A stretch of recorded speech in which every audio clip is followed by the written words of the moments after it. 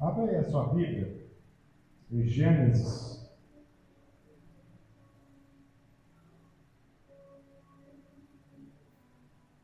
Gênesis 42.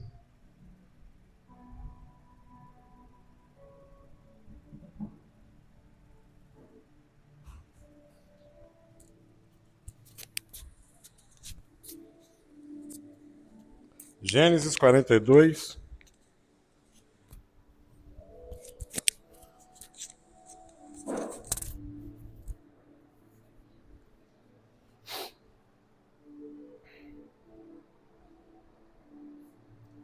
Na versão da NVI,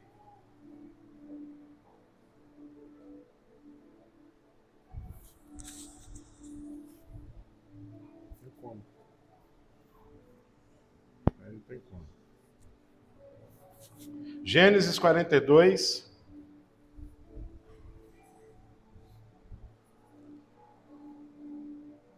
no versículo 1.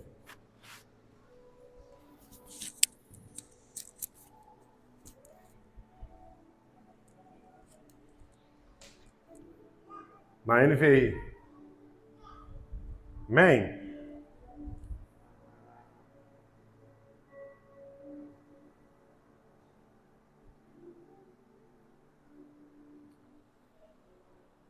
Quero falar com você sobre um momento onde Deus está cumprindo uma promessa que foi feita muitos anos antes. O que está acontecendo aqui é o cumprimento de uma promessa que Deus havia feito muitos anos antes desse momento.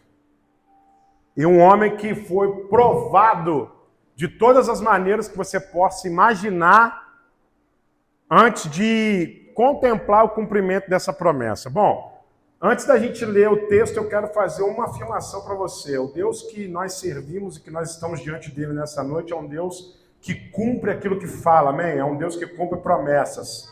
Você pode dizer amém? Se você tem promessas de Deus na sua vida, você vai entender que ele cumpre tudo aquilo que ele fala, tudo aquilo que ele promete.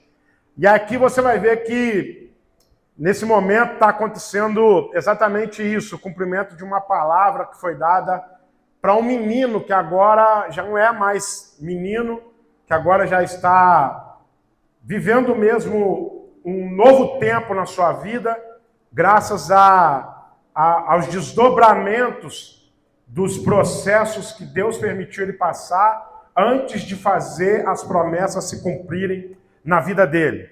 Eu estou falando de José. E aí nós vamos ler aqui no capítulo 42, no versículo 1, olha só para você ver. Quando Jacó soube que no Egito havia trigo, disse a seus filhos: por que estão aí olhando uns para os outros? Disse ainda: ouvi dizer que há trigo no Egito. Então desçam até lá e comprem trigo para nós, para que possamos continuar vivos e não morramos de fome. Assim, 10 dos teus filhos... Espera que eu me perdi aqui. Assim, 10 dos irmãos de José desceram ao Egito para comprar trigo. Versículo 4. Jacó não deixou que Benjamim, irmão de José, fosse com eles, temendo que algum mal lhe acontecesse. Os filhos de Israel estavam entre os outros que também foram comprar trigo, por causa da fome na terra de Canaã. José era o governador do Egito, grava esse detalhe. José era o governador do Egito, e era ele que vendia o trigo para todo o povo da terra. E por isso, quando os irmãos de José chegaram, curvaram-se diante dele. Grava esse detalhe. Curvaram-se diante dele com o rosto em terra. José reconheceu seus irmãos, logo que os viu, mas agiu como se não os conhecesse, e lhes falou asperamente: de onde vocês vêm? Responderam eles: da terra de Canaã, para comprar comida. José reconheceu seus irmãos, mas eles não o reconheceram. Lembrou-se então dos sonhos que tivera a respeito deles, e lhes disse: vocês são espiões que vieram para ver aonde a nossa terra está desprotegida. Guarda os detalhes que o texto vai oferecendo para a gente, porque tem muita coisa preciosa aqui para a gente absorver e para a gente ser nutrido nessa noite. Bom, o fato é que esse texto, ele fala de um momento onde o plano de economia, ou o plano econômico, o projeto econômico elaborado por José, tinha dado certo.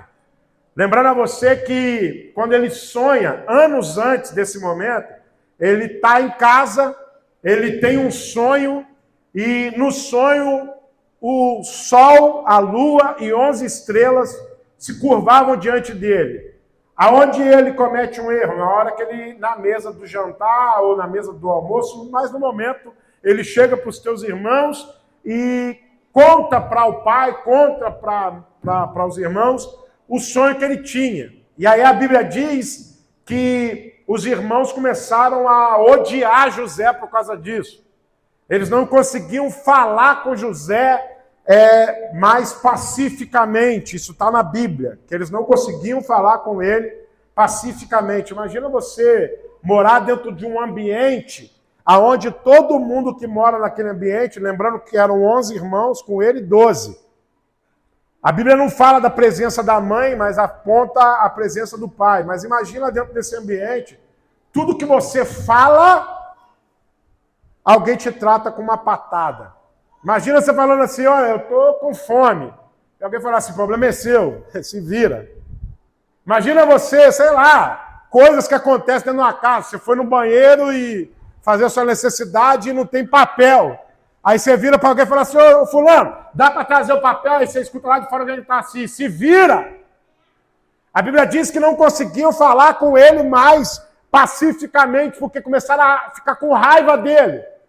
A Bíblia vai dizer que Jacó amava mais a ele do que os seus irmãos, porque ele era filho da tua velhice. Agora preste atenção. José, ele é oriundo de uma família destruída. O ambiente familiar tóxico, aonde não havia carinho, onde não havia respeito, onde não havia harmonia, onde não havia cumplicidade, tudo isso os componentes daquela família, ok? A Bíblia diz que um belo dia ele vai até o lugar onde seus irmãos estavam cuidando do rebanho de seu pai, e ali naquele lugar ele observa da maneira que eles lidavam com a situação, e a Bíblia diz que ele voltava e trazia más notícias dos teus irmãos para o seu pai. Ou seja, aquilo que ele via os meninos fazendo de errado, ele chegava em casa e contava. E a Bíblia vai dizendo que os irmãos começaram a odiá-lo ainda mais. Num belo dia, eles vão lá e arquitetam um plano para poder matar ele. A Bíblia diz que ele recebe uma capa do seu pai, uma túnica, que fez os irmãos ficarem com mais inveja ainda. E aí, no meio do caminho, a Bíblia diz que pegam ele, jogam dentro de uma cisterna que estava vazia. Não se sabe como que ele caiu ali dentro. É possível que ele possa ter se machucado, quebrado algum dos membros inferiores, ou até mesmo dos posteriores, os braços ou pernas, né? Não sabe como que ele ficou ali dentro. Era um lugar escuro, úmido, provavelmente com insetos. E ele fica ali durante um tempo, e os irmãos ficam do lado de fora, pensando o que vai fazer com ele. Depois disso tudo, pegam ele e vendem como escravo para uma caravana que estavam passando por ali, e ele é levado então cativo. Chega na feira de escravos, ele é comprado por um homem chamado Potifar, e ele então na casa de Potifar começa a fazer os serviços de um mordomo, de um empregado, de um auxiliar de serviços gerais. Bom, depois de algum tempo ali, a Bíblia diz que a mulher de Potifar se encanta com ele, começa então a querer que ele tivesse relações sexuais com ela, e o menino rejeita, porque ela era crente. A Bíblia diz que ele foge e deixa para trás a capa, e aquela capa, então, serve de prova para que ela o acusasse de assédio moral, de assédio sexual para o seu patrão. O seu patrão, então, fica irado, o esbofeteia e o manda para o calabouço, e ali ele passa 2 anos inteiros. Você já me ouviu dizendo aqui que os calabouços daquela época eram desumanos, porque eram muito profundos, não tinham ventilação, as paredes eram muito úmidas. Há quem diga que em algumas ocasiões, não sei se é o caso do cativeiro que ele ficou, que José ficou, mas que em alguns lugares o esgoto da casa, porque naquela época, lembrando a você que a gente não tinha saneamento básico, isso é algo moderno, naquela época eles usavam fossa. Se você olhar como que era, por exemplo, o sistema romano de banheiros, eram banheiros públicos. Não tinha banheiro privado dentro das casas. As casas não tinham banheiro. A forma que o banheiro eram banheiros públicos e era uma sala imagina um banco de concreto de um lado, do outro, com um buraco onde você sentava para fazer as suas necessidades. E as pessoas faziam as suas necessidades junto. As pessoas faziam suas necessidades de maneira coletiva. Passava dentro daquele lugar, passava-se uma canaleta com água corrente. Eles conseguiam desviar normalmente. Os banheiros públicos eram feitos perto de veios de água, aonde tinha o banco onde todo mundo se sentava, às vezes 8, 10 lugares de cada lado, e às vezes as pessoas faziam suas necessidades juntas mesmo, uma do lado da outra. Eles colocavam ali dentro um tonel com vinagre, uma espécie de um vinagre, e ficava um pedaço de pau com uma esponja na ponta, e o vinagre servia para amenizar o cheiro, para as pessoas não ficarem sentindo o cheiro das necessidades das outras, e aquele pedaço de pau com aquela esponja era usado para se limpar depois, não tinha papel higiênico. Então eles pegavam aquela esponja que ficava dentro do vinagre, se limpavam e depois colocavam aquela esponja dentro do vinagre novamente. Detalhe, aquela esponja ela era usada por mais de uma pessoa. Então a mesma pessoa que se limpava, botava lá, daqui a pouco o outro ia usava a mesma esponja. E ali eram assim. Bom, o buraco, ele tinha que ter um lugar. Olha para mim aqui. O buraco que as pessoas faziam necessidade, ele tinha que ter um lugar. Ele caía numa altura muito longa, talvez 5, 6 metros. E aí tinha alguém que era responsável de tempo em tempo, que saía para o lado de fora e ia até aquele lugar. Imagina que o banco está aqui em cima e o buracão vinha até aqui embaixo, que tinha uma porta. Então as necessidades de todo mundo ia caindo ali. De tempo em tempo alguém tinha que vir, abrir aquela porta e remover aquela necessidade todinha para depois fechar, para não haver um acúmulo. Enfim, algumas pessoas dizem que alguns calabouços, as necessidades das pessoas passavam por dentro do calabouço, ou seja, o cara está preso num lugar que não tem janela e todo mundo fazendo necessidade caindo lá dentro onde ele está. Você imagina o cheiro que ficava dentro daquele lugar. Barata, rato, ali o cara tinha que comer, dava refeição para ele. Ou seja, 2 anos era praticamente um tempo limite que a pessoa conseguia ficar antes de ter o seu pulmão tomado por tuberculoses, por doenças, porque ele ficava respirando aquele ar muito úmido o tempo inteiro, então dava inflamação generalizada nas vias respiratórias e nos pulmões. Bom, a Bíblia diz que José fica 2 anos ali dentro, e depois desses 2 anos, o faraó sonha um sonho, ninguém interpreta, aí ele é preso dentro da cela, coloca o copeiro e o padeiro, você conhece a história, aí ele vai lá e interpreta o sonho do copeiro, e ele diz para o padeiro assim, olha, você vai morrer, mas o padeiro vai ser restituído ao seu cargo. E assim aconteceu. O padeiro morreu e o copeiro foi restituído. Quando o copeiro viu que ninguém conseguia interpretar o sonho de Faraó, ele falou, lá na cadeia tem um cara, um tal de José, que interpretou meu sonho. Ele falou que eu ia ser restituído e eu estou aqui, que o padeiro ia morrer e o padeiro morreu. Talvez esse cara pode resolver o seu problema. Então, a Bíblia diz que Faraó manda chamar José. Depois de 2 anos inteiros preso ali dentro, não se sabe como é que estava o estado de saúde dele, mas provavelmente ele estava muito debilitado, porque como que você come dentro de um lugar desse? Então o cara comia talvez só o necessário mesmo para não morrer de fome, mas ele não conseguia, não tinha prazer de comer, então devia estar muito magro, devia estar tossindo muito por causa dos pulmões todo detonado com aquela tuberculose, aquele cheiro horrível.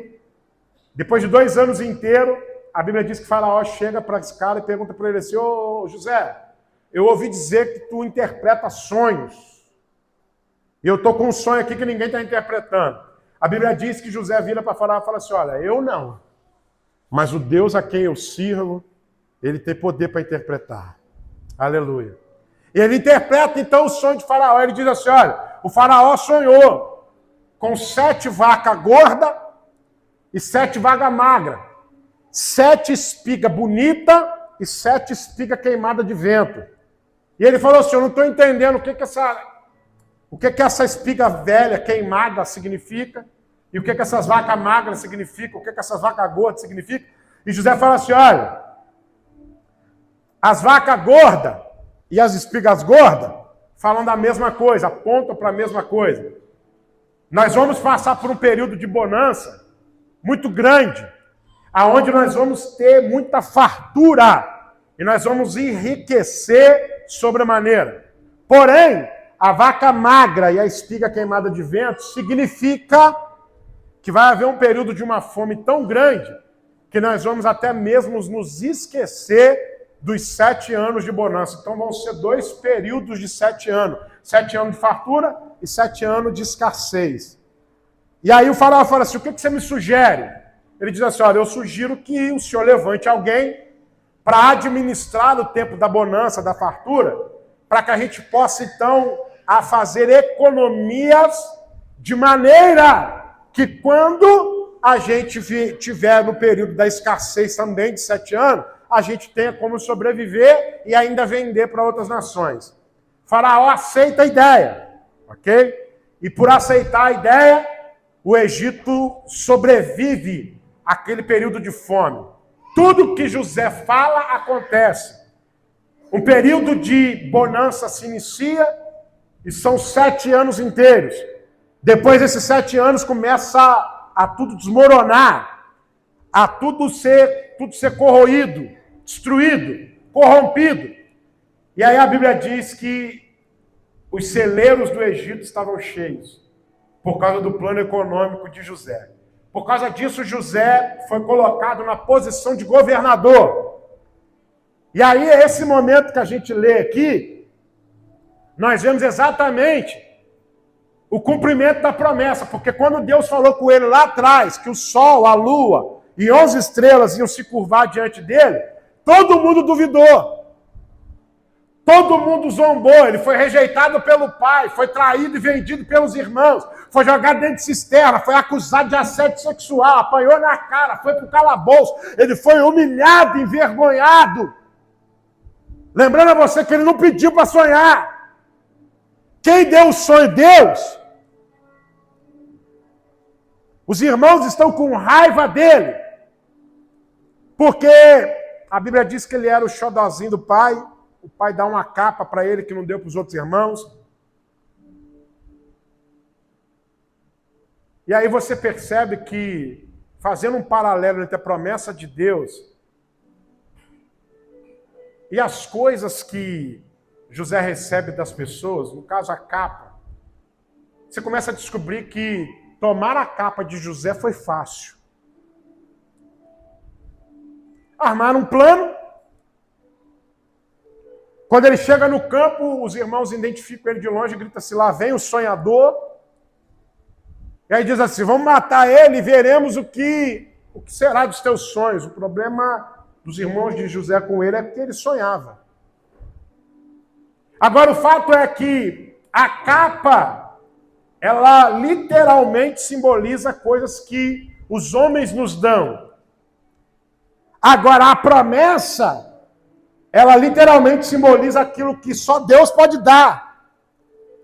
Se você olhar em todo o processo, João Paulo, que José passou, desde o momento que sonhou sem pedir, a única coisa que permanece intacta depois de todo esse tempo é a promessa. Porque tudo aquilo que o homem deu foi tomado. Agora aquilo que Deus deu permaneceu intacto.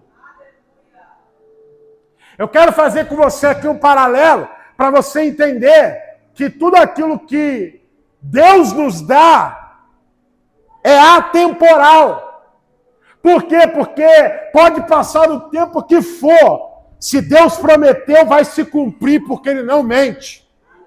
Deus falou com José, o sol, a lua, 11 estrelas vão se curvar diante de você. Talvez nem José tenha acreditado naquilo. Existem promessas que Deus nos faz, que fica difícil até mesmo para a gente acreditar. Sabe por quê? Porque a gente não consegue enxergar capacidades em nós. Nós temos uma visão errada acerca de nós mesmos. Lembra de quando o povo foi espiar a terra?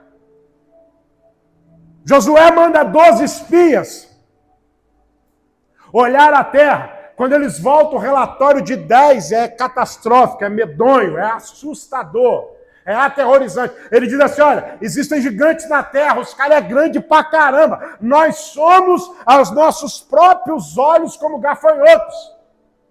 Se você pega o detalhe, você vai perceber que eles se enxergavam como gafanhotos, ninguém falou. É uma percepção errada acerca de si mesmo.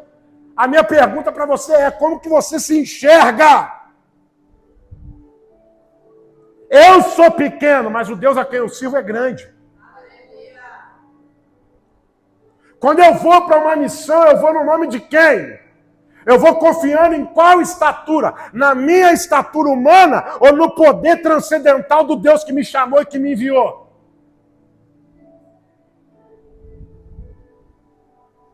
Eles se enxergavam como gafanhotos. Talvez nem mesmo José acreditou que seria possível aquele sonho, a grandeza. Aquilo era uma revelação profética a respeito do futuro. Existem coisas que são sonhos, simplesmente sonhos, que falam da realidade humana. Eu sonho em um dia poder ser médico, eu sonho em um dia ser doutor, advogado, ter meu próprio negócio. Isso tange a realidade humana. A gente sonha. Pode se tratar de uma abstração? Pode, mas pode ser algo real. Pode se tratar de algo utópico? Pode. Eu sonho em um dia viver um mundo onde os políticos sejam honestos, onde não haja um roubo, onde as pessoas não se traiam. Pode ser uma utopia, mas pode também ser uma realidade. Pode acontecer. Mas no caso de José, é um sonho profético. Deus está revelando o futuro para ele. Ele recebe capa, tomaram. Foi traído. Mas aquilo que Deus deu permaneceu intacto. Por quê? Porque aquilo que Deus nos dá é atemporal. Pode passar o tempo que for, vai se cumprir porque Ele não mente.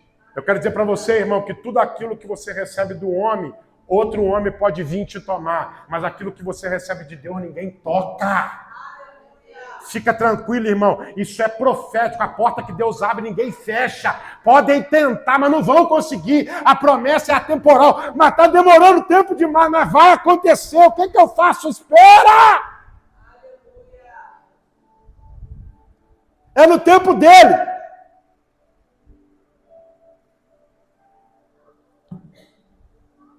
Tudo aquilo que acontece depois que você recebe a promessa faz parte do projeto de Deus para te preparar para o cumprimento da promessa.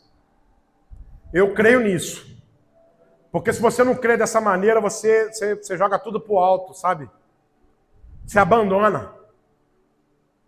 Você imagina esse moleque, não pediu para sonhar, depois disso, do nada ele vai se ver dentro de uma cisterna. Daqui a pouco ele está sendo vendido como escravo. Daqui a pouco ele está apanhando na cara, a mulher falando assim, esse cara tentou me agarrar, ele está, não, eu fugi dela, é ela que queria. Imagina o Potifar falando assim, você está duvidando da minha mulher? Você está questionando a palavra da minha mulher? E a mulher era sem vergonha, queria ficar com José.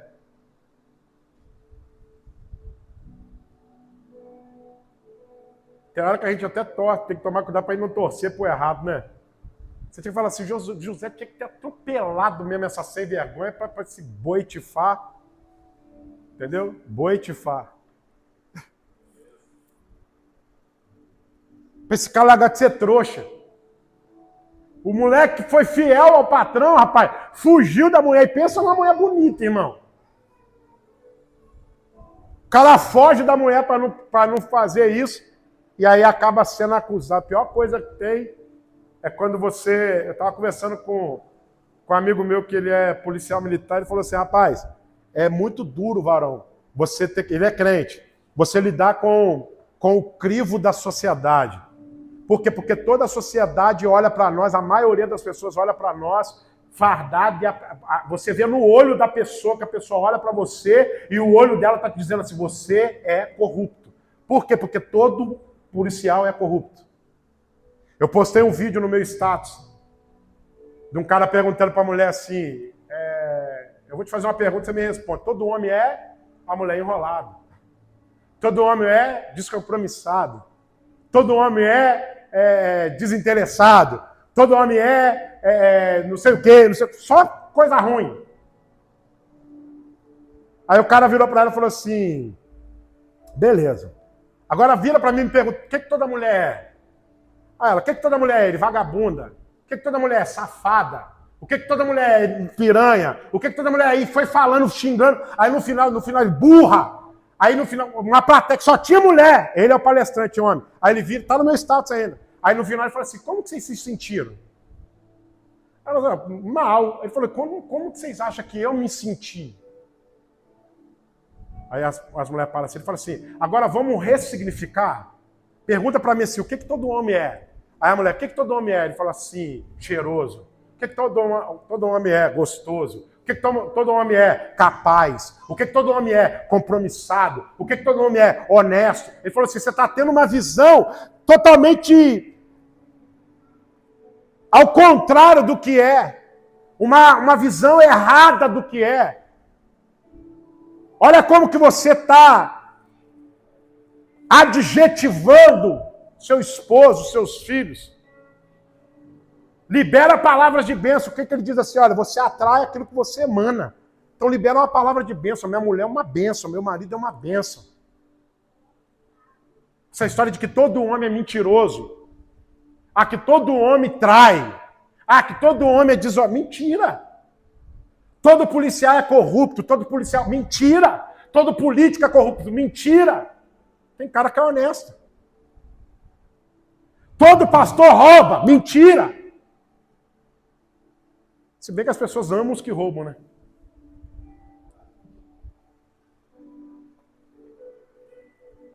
Mas eu não me assusto com isso, João Paulo. O apóstolo Paulo fala isso. Depois você lê na sua casa, 2 Timóteo capítulo 4. Ele fala isso. Fala, no final dos tempos as pessoas vão preferir se cercar de líderes conforme as suas cobiças. Porque eles vão ter comichões nos ouvidos. É gente que vai estar perto de quem massageia o ego. O cara não está nem aí, irmão. Se você está indo para o inferno. Eu escutei algo esses dias eu falei, cara, e é isso mesmo. Falei assim, as igrejas estão lotadas de gente indo para o inferno, dando glória ao nome de Jesus. Por quê? Porque não tem correção.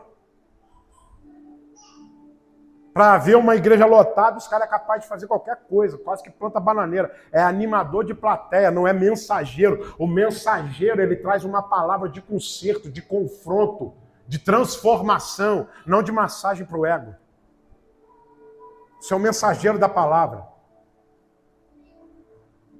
Consegue me entender? Vamos lá. O que Deus nos dá é atemporal. Depois de todo esse processo, a promessa de Deus permanece intacta. E o melhor, a promessa de Deus se cumpriu. Porque Deus cumpre aquilo que promete. Você pode dizer amém? Se Deus te fez promessa, não importa o tempo que tem, ela vai se cumprir porque Deus é fiel. Agora preste atenção, o que Deus nos dá é blindado. Primeira coisa que você tem que entender, o que Deus nos dá é atemporal. Não importa o tempo que foi feito, vai se cumprir. Vai se cumprir. Segundo, tudo aquilo que Deus nos dá é blindado. Por quê? Porque ninguém consegue tocar. Tomaram a capa, roubaram a dignidade, prejudicaram a saúde, mas a promessa permaneceu viva e se cumpriu. É blindado, não toca.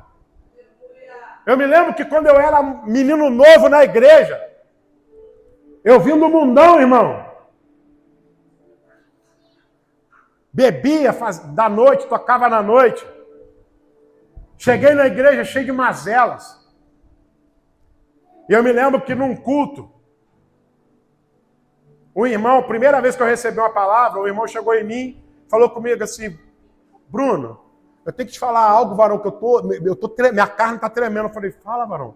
Falou assim, rapaz, eu vi você com um terno todo branco,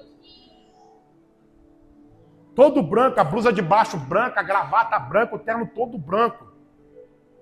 E você estava na frente de uma multidão de pessoas, mas tinha muita gente, cara. Falou, tinha muita gente, cara. E aí eu via que era uma igreja, e eu não conseguia ver o nome da igreja. Mas eu via que era uma igreja. E, cara, eu fiquei impressionado porque eu queria chegar lá para poder falar com você e eu não conseguia chegar até você porque tinha muita gente. E aí depois, Deus me fez entender que você estava conduzindo aquela gente, que você era o pastor daquela gente. Isso aí eu era menino novo na igreja, chegando na igreja. Sabe quanto tempo demorou desde que eu recebi essa primeira palavra até no dia que eu estava de joelho diante de um altar com óleo sendo derramado na minha cabeça para ser ordenado a pastor? 11 anos. 11 anos depois. O que Deus prometeu, cumpriu. Eu sou pastor. E eu acredito que vai chegar o tempo que Deus vai colocar uma multidão de gente sedenta de ouvir a palavra do Evangelho, da palavra da verdade. Como Paulo fala para Timóteo, prega a palavra, a tempo e fora do tempo. Eu não vou fazer aquilo que as pessoas querem, eu não vou pregar aquilo que elas querem ouvir, eu não consigo, irmão. Não dá. É tentar me violentar, rasga a minha carne.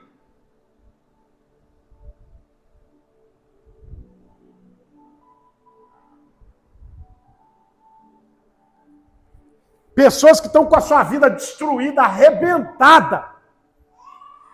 E a pessoa, ela fica tão cega, Luiz, que ela não se dá conta. Ela está dentro da igreja que todo culto ela escuta, você vai vencer, Deus vai te dar, porque você é uma potência, porque você é isso, porque você é filho do dono aí da prata, porque Deus vai romper a sua família, os seus filhos vão mais longe que você vai ter uma célula gigantesca, você vai ter que... E a pessoa está lá naquela igreja há 10 anos e nada acontece.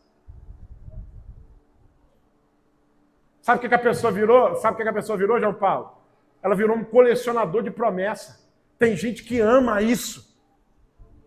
A pessoa prefere ouvir assim, ó, Deus vai fazer algo grande, irmão, na sua vida. Ah, se você soubesse o que Deus vai fazer, isso é maravilhoso. A pessoa prefere ouvir isso do que ouvir assim, irmão, Deus pode fazer coisa grande na sua vida, só que você precisa mudar a sua postura.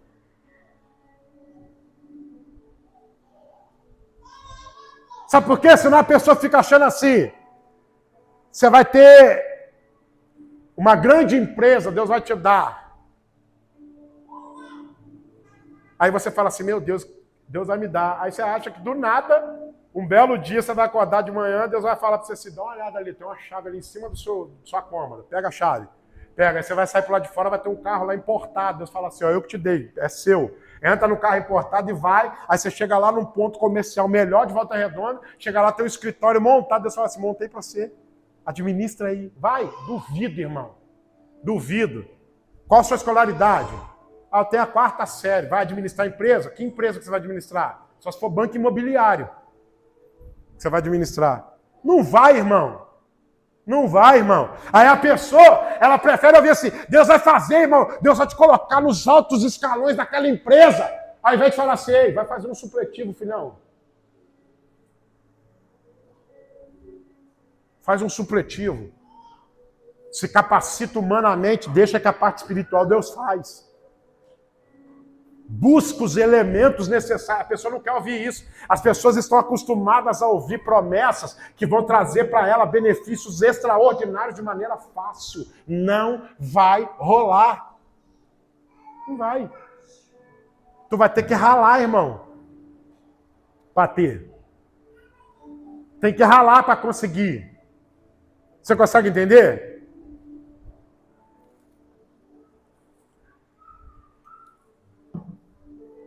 Aquilo que Deus promete para nós é blindado.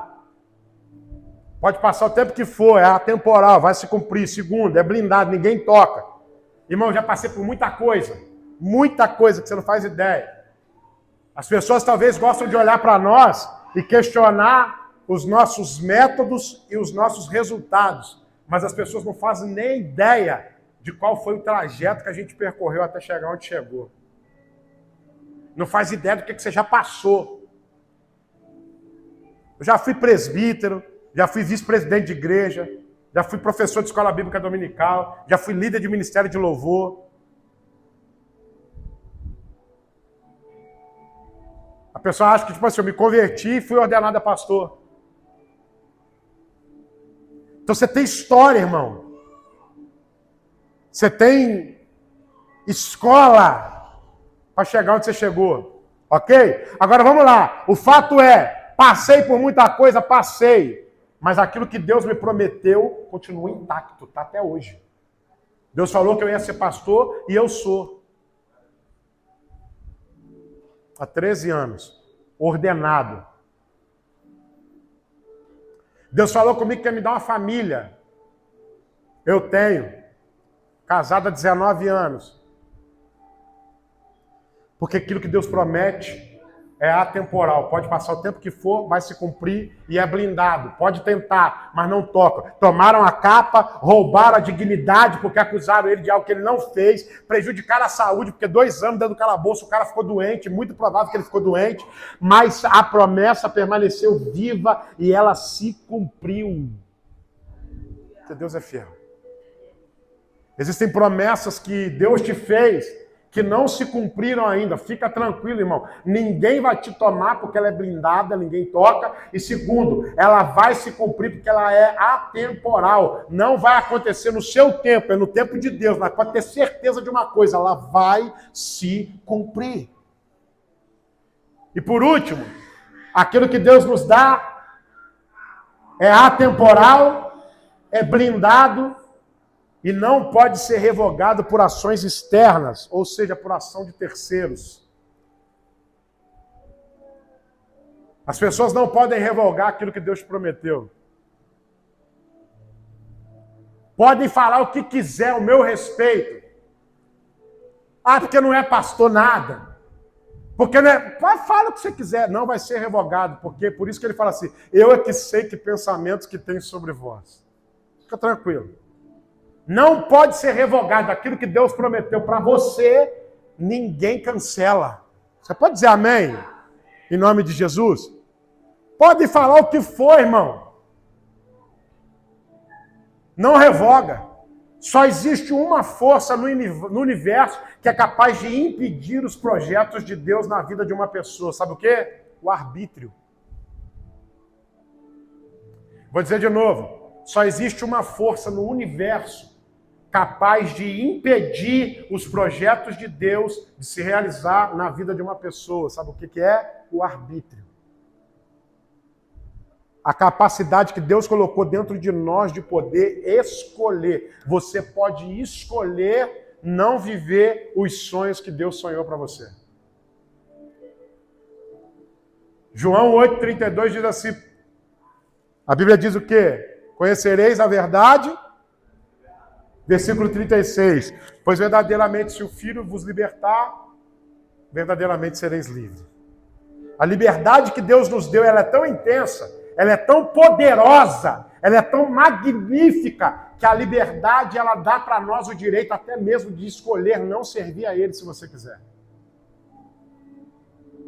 Ele te ama tanto, e a liberdade que Ele te deu, ela é tão séria, Ele respeita tanto isso, que se você falar, eu não quero te servir, Ele respeita. É um direito seu. Vai ter consequências? Sim, mas é um direito. E Ele respeita. Feche teus olhos um pouco.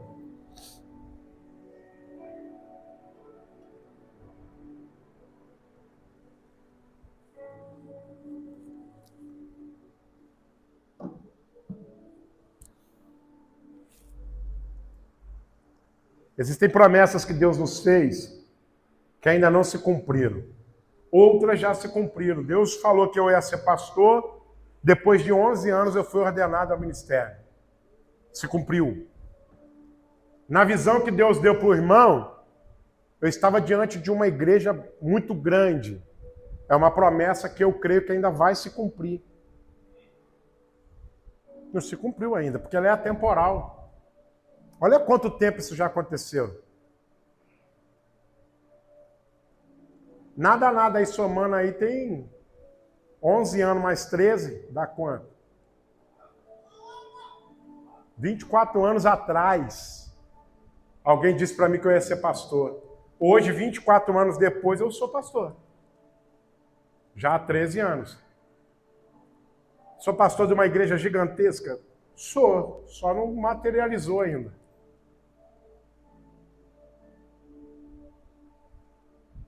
Deus, ele reúne as peças para montar o quebra-cabeça. Então, eu acredito que Deus, ele permite que pessoas façam parte do projeto, e eu acredito que pessoas que fizeram parte dessa história da comunidade Senac, elas foram importantes durante o tempo que passaram. Chegou o tempo que não era mais para elas estarem aqui, e elas foram embora, Deus permitiu. Algumas eram para estar aqui ainda e saíram sem o direcionamento de Deus. Vai voltar. Volta, irmão.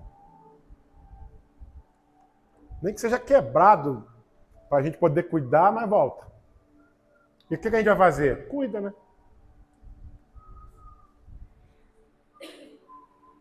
Então eu acredito que as promessas de Deus, elas vão se cumprir. Feche teus olhos.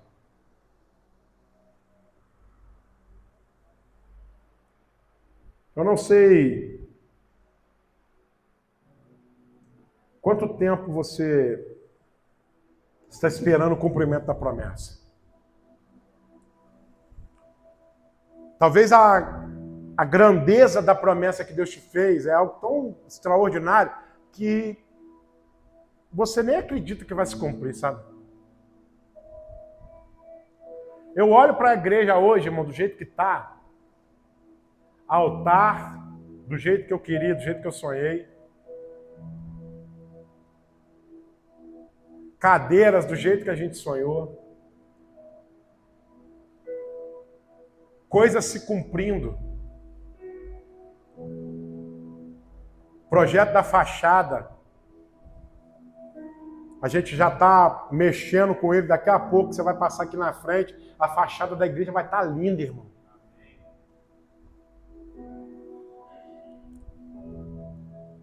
Falava isso com a minha esposa. Você reparou que tudo que a gente sonha, às vezes demora, mas acontece?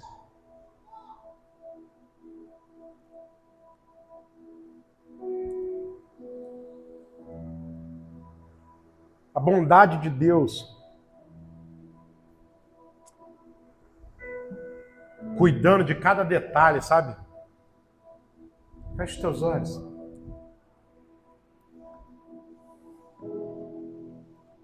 Cuidando de cada aspecto da promessa, sabe? Da gente olhar e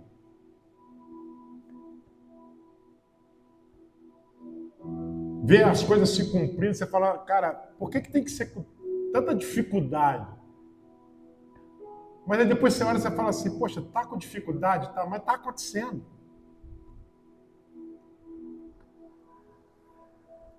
Porque Deus realiza sonhos.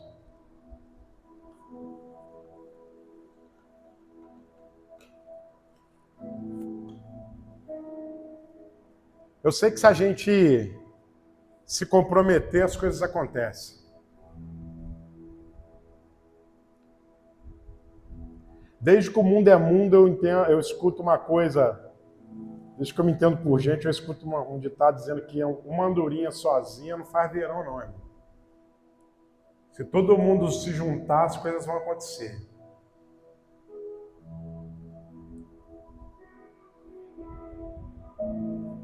Eu tenho certeza que na nossa comunidade não vai ser diferente. Conversava com um pastor amigo meu, que veio aqui na igreja ajudar a arrumar o telhado, arrumar o forro de teto. Pastor ele. E ele começou a dar testemunho, sabe disso? Ele falando assim, pastor, nós fomos... abrimos uma congregação em tal lugar e... a gente passou uma dificuldade lá, para uma luta.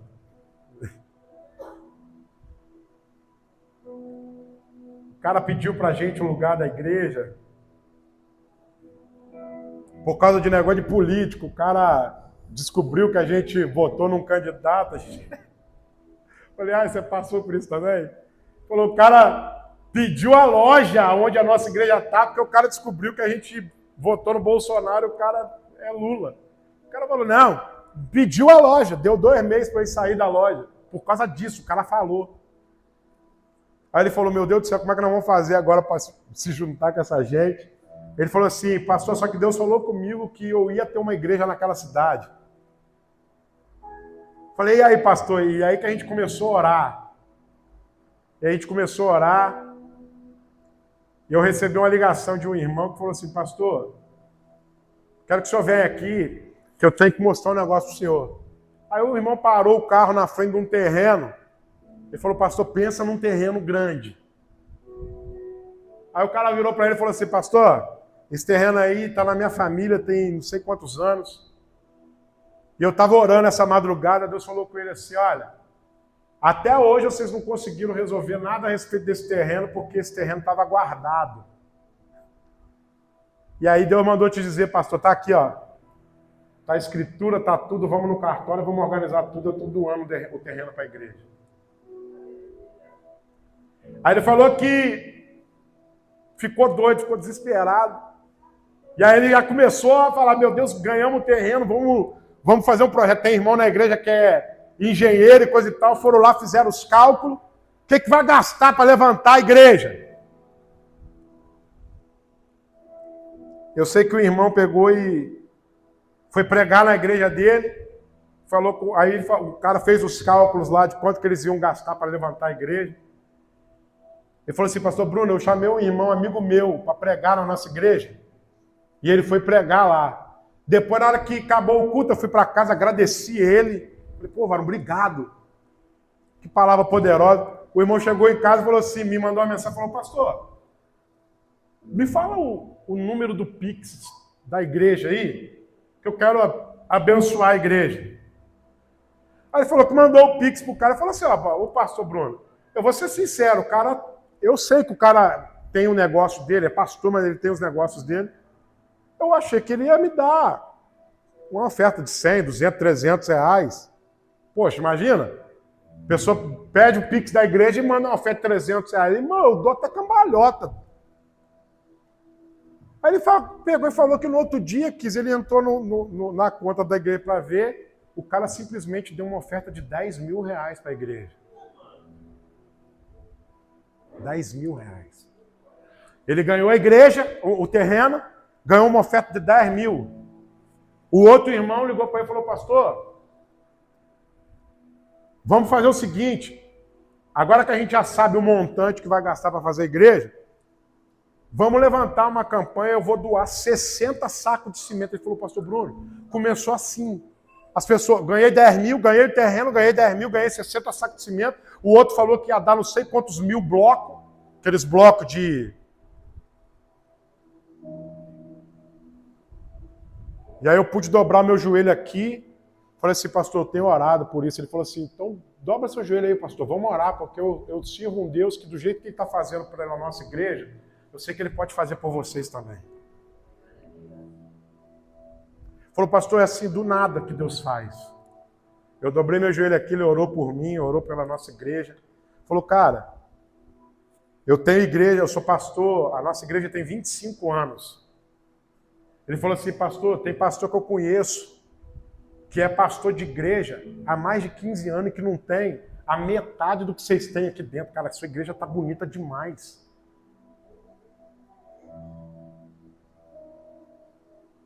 Falou assim, a minha igreja tem 25 anos, eu não tenho uma cadeira igual essa aí lá na nossa igreja.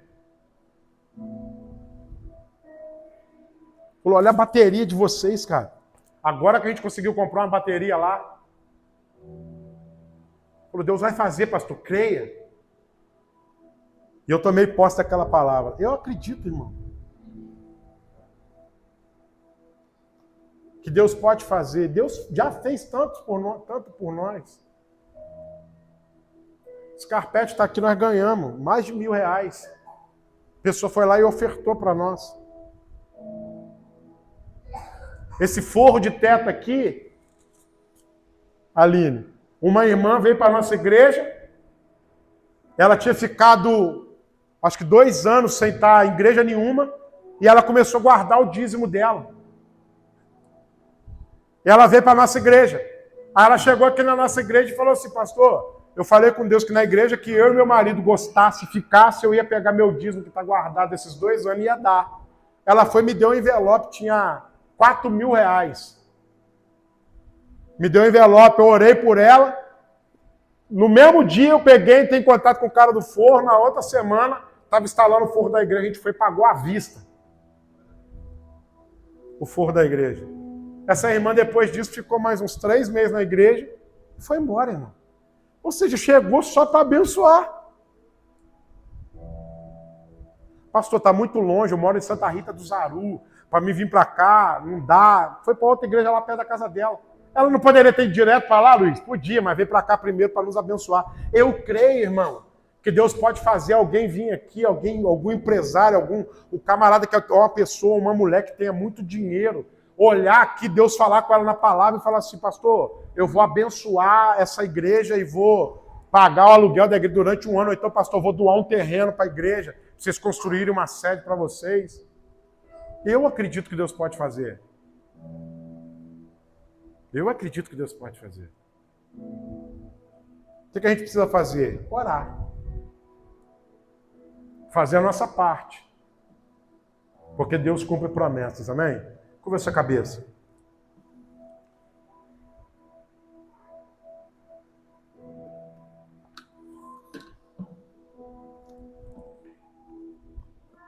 Nós estamos com o nosso projeto agora da fachada. E Deus está queimando muito isso no meu coração. Desde o dia que nós convidamos uma amiga da minha esposa para vir na igreja, a gente chegou na igreja, daqui a pouco ela me ligou. Falou, pastor, Bruno, eu não estou achando a igreja. Eu falei, como assim não está achando? Falou, eu estou passando na onde você falou, na rua que você falou, eu não sei onde que não é, onde está. Aí eu falei assim, entra na rua, depois da Casa Bahia, desce à esquerda. Aí você vai ver o primeiro cruzamento, o segundo cruzamento, eu vou ficar te esperando na esquina. Eu fiquei esperando ela na esquina. Sabe o que ela falou para mim, Aline? Que ela passou aqui na frente 2 vezes e não enxergou. Falou, não vi igreja, pastor. Falei, mas a placa está aqui. Ele falou para ela, pastor, diante de Deus, eu não vi essa placa. Eu falei, isso vai acabar. Vai. Isso vai acabar. Porque nós vamos fazer a fachada ali, nós vamos botar o nome da igreja gigante ali na frente. Eu quero ver passar e não ver. Quem não é visto não é lembrado. Então a gente precisa investir nisso. É um investimento. Vamos fazer uma textura, descartamos a ideia do piso. Vamos fazer uma textura. Vamos usar a letra de ACM. Descartamos também a letra de aço inox, muito cara. Vamos fazer de ACM, tem um monte de igreja fazendo e fica bonito. E nós vamos colocar o logotipo da igreja, o nome da igreja. Vai ficar uma fachada linda. A nossa varandinha ali já é maravilhosa, já é bonita. Então, com a fachada em cima vai fechar, vai ficar perfeito. Amém, irmãos? Eu creio que tem um novo tempo chegando para nós. E você faz parte desse tempo e dessa história. Nós estamos tendo a oportunidade de construir algo. E eu sei que vai chegar o momento que Deus vai nos honrar. Vai trazer pessoas que, de fato, vistam a camisa e se comprometam com essa obra. Pessoas que enxergam a seriedade desse altar. E aí nós vamos ver os ministérios edificados, com pessoas sérias, comprometidas, que querem, de fato, ver a obra do Senhor sendo realizada e o Evangelho sendo pregado de maneira simples, pura, que é o logo da igreja, a filosofia da igreja, comunidade evangélica cenáculo, resgatando a simplicidade do Evangelho. Está ali. É isso. Nós vamos ser essa igreja que, na simplicidade, vai se tornar relevante, vai fazer mudanças na história dessa cidade, em nome de Jesus. Vamos orar? Pai, nós te louvamos pela tua bondade, por tua misericórdia. Que nós possamos nos apaixonar, Pai, a cada dia mais pela tua obra. Nos apaixonar a cada dia mais, ó Pai, pela tua casa. Que sejamos consumidos, Pai, pelo desejo de convidar amigos, familiares, desconhecidos para estar aqui nesse lugar, para receber do que o Senhor está nos dando, para beber da água que o Senhor tem jorrado sobre nós. Em nome do Senhor Jesus, nós te agradecemos, ó Pai, porque conseguimos consertar o nosso forro, o nosso telhado. O Senhor enviou os recursos, conseguimos reaver a nossa caixa. Agora estamos querendo, Pai, buscando reaver a nossa televisão. E eu sei que o Senhor vai tocar em alguém, que o Senhor vai mandar a providência. Somos gratos ao Senhor pelo aniversário da Mailine. Conceda para ela mais muitos e muitos anos de vida. Livra de todo mal. Traga a tua bênção e cumpra as tuas promessas sobre a vida dela. Sobre a vida de cada um, Pai, que está aqui nessa noite. Daqueles que estão presentes, daqueles que não puderam estar, daqueles que vão assistir essa mensagem depois pelo YouTube. Só posso estar abençoando, Pai, a vida de cada um. Toca em nós, nos instrumentaliza. Faz de nós, ó Pai, instrumentos da tua paz. Homens e mulheres cheios do teu Espírito. Multiplicadores para a glória do teu nome. Gente comprometida com a tua casa, com o teu reino. E que não mede esforços para ver, Pai, a engrenagem girando, as coisas acontecendo. As promessas que o Senhor nos fez, elas são atemporais, elas são blindadas e não podem ser revogadas por nenhuma ação externa, porque o Senhor é fiel. Obrigado por isso. Tudo aquilo que o Senhor disse que faria na vida de José aconteceu. Tudo aquilo que o homem deu, ele perdeu. Mas aquilo que o Senhor prometeu permaneceu intacto. Assim também é na nossa vida. Podemos perder pessoas, podemos perder coisas, mas não perderemos a tua promessa. Ela vai se cumprir em nome de Jesus. Obrigado por tudo. Nós oramos e agradecemos. Oramos agradecidos no nome de Jesus. Amém, irmãos? Levante sua mão para o céu assim, com o amor de Deus. Que a graça do Senhor Jesus, que as consolações do Espírito Santo seja sobre todo o povo de Deus reunidos neste lugar, sobre todo o povo de Deus espalhado sobre a face da terra, não só hoje, mas até que ele venha e você diz amém. Eu quero te convidar a separar a tua oferta aí agora, o teu dízimo, você que é dizimista.